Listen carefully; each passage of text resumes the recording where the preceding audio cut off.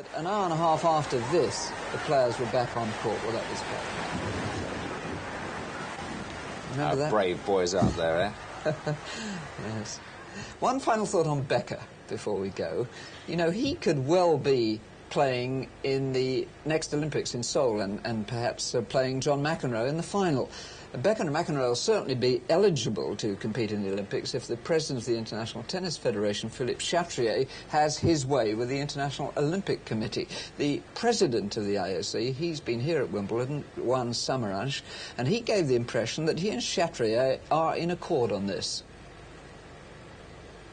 Our aim is to see the best players in the Olympic tournament. The next Olympic tournament? Maybe. Philippe, I know that's your wish, isn't it? Well, you know, the position of the International Tennis Federation, the president knows it because we have given him a resolution voted unanimously 3 years ago, exactly 3 years ago, by our meeting and all the nations to open the tennis event to all players, only with two conditions: respect to the Olympic Charter, which is not play for money or, you know, for the medals, and be in good standing with the International Tennis Federation, which in our case means abide by the rules set up by the professional councils, the women and the men. And we'll fight for that. I think short of that, we wouldn't do justice to the Olympics. We feel it's such an extraordinary event that we've got to produce our best athletes, our best players. We can have his desires in the Olympics, in the Olympic Games, in the next future. But in the Olympic movement, we have to go quietly and step by step. But presumably, the day is coming nearer when, with respect to Seoul, you're going to have to make a decision. Well, I think we will have the decision next year, in 1986, late 1986. And you're hopeful that Philippe and the others will get their way? Well, I hope that, as I said at the beginning, that we must have the best tennis in the Olympic Games.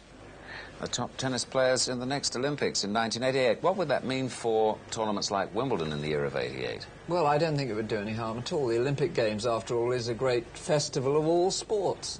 Wimbledon, the US Open, and those great championships, they're tennis events on their own. It'll all fit in. I think so. One very happy man today, the fellow we mentioned last week, who put £10,000 at 18 to 1 on young Boris. What a lucky chap he is. Yes. What does he do? He's a city commodity broker. Well, he knows about money. And he's abroad. I think he's holidaying in the Middle East, and they'll be able to spot him over there. He'll be the only one in this particular country drinking champagne, I'll tell you. Well, last year, all the 5 major titles here were attained by the champions of the previous year. This time there's been considerable change. Only Martina Navratilova held on to a title this time. Well, this doubles team, hope you've enjoyed our Wimbledon coverage. We've certainly seen a most remarkable new men's champion. He plays to win with great natural ability and great nerve. But he's only 17, and even during a Wimbledon final, when you're only 17, you can still have a little fun. Bye-bye.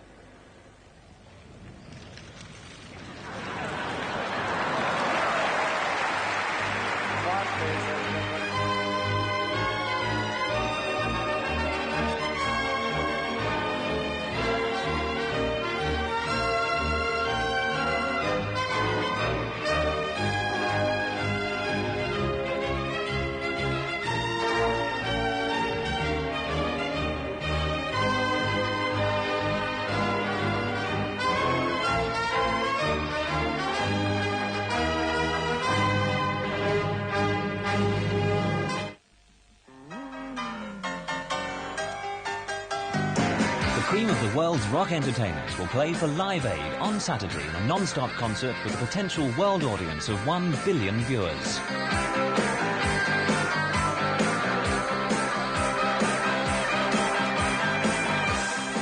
Hello, July the 13th, Live Aid. 50 bands on 2 continents. 1 billion people can watch it on television. Only 160,000 people can actually be present at the 2 concerts.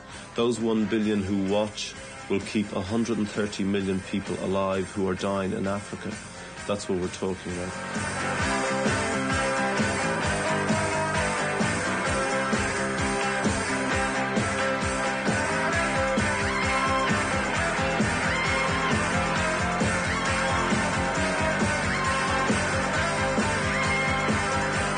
Live Aid starts at midday on Saturday.